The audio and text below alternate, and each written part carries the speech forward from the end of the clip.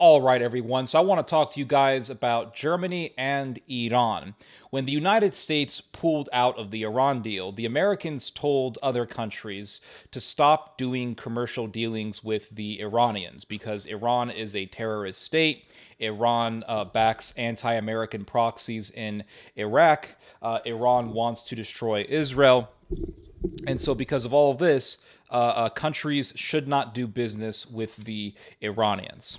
And the Germans told the Americans, nope, we're not going to listen to you. Now, why did the Germans do this? The Germans did this as a way to express national autonomy and independence from the American empire. America is an empire. No empire in history has been able to accomplish what America has accomplished, especially with control over the oceans. America controls all of the seas. No empire in history has been able to accomplish such a feat.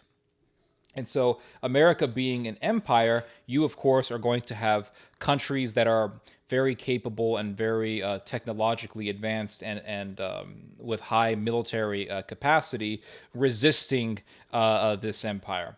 And so Germany is one of those countries. Turkey is another one of those countries. Japan is another one of those countries. And the question comes, how do I know this, right? How do I know that the reason why Germany resisted America's pressure to stop doing deals with Iran was done as a way to express independence from the American empire? Because this is what happened in the 80s. This is what happened in the 80s. This is what happened in the late 1970s. When the Iran hostage crisis was ongoing, the Americans said to other countries, don't do any deals with the Iranians. Stop it.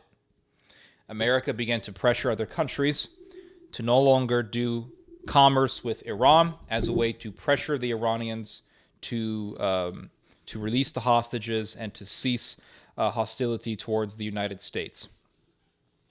Germany, in this case, West Germany, because I know I'm going to get the people coming out saying it was West Germany, so we have to be specific, okay? West Germany stated, nope, to hell with you, we are not going to listen. And this was a way for Germany to sever itself from the American empire. It was a way for Germany to declare itself free from the American empire, just like when the Roman Empire was the supreme power of the world. The Germans also wanted to resist Roman power. So America is the Roman Empire of today, and you have the Germanians doing the same thing. They want to resist the power of the preponderating empire.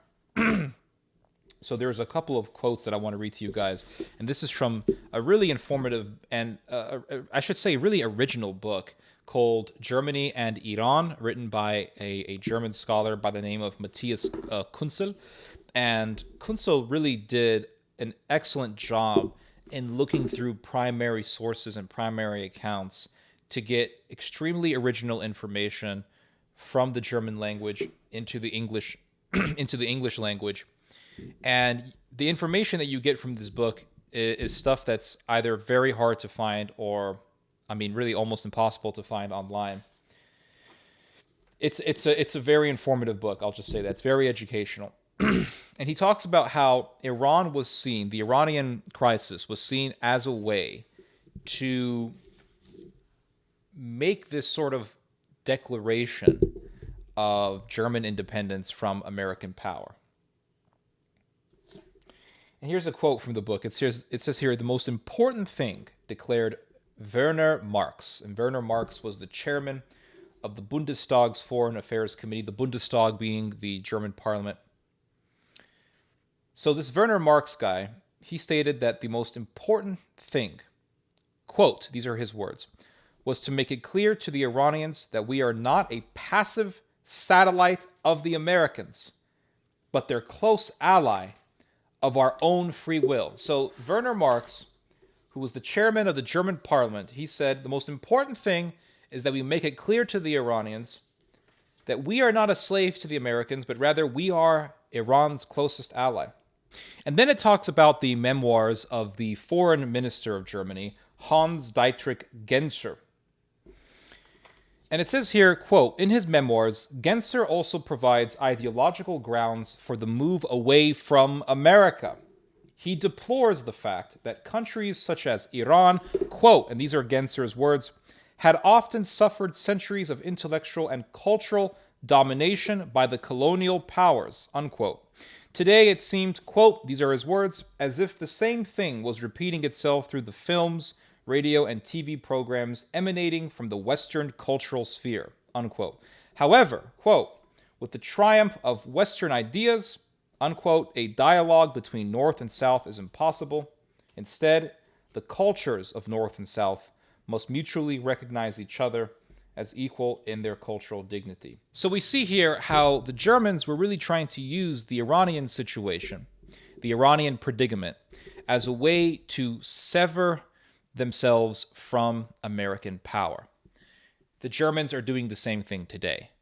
When the Americans pulled out of the Iran deal and then told the Europeans to stop doing commercial dealings with the Iranians, the Germans began to talk about having more and more national autonomy and independence from American power. For example, the foreign minister of Germany, Heiko Maas, he stated that Germany needs to establish independent financial channels in Brussels by which to continue economic ties with the Iranians, independent of American control.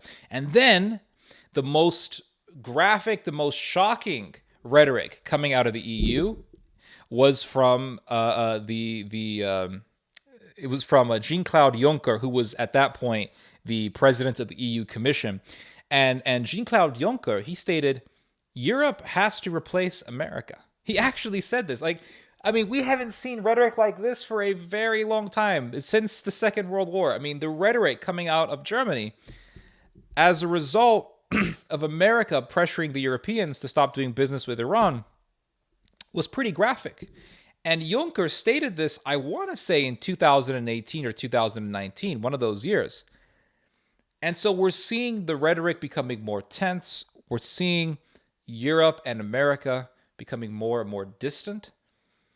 And we're just seeing Germany rising up, breaking the chains of American power.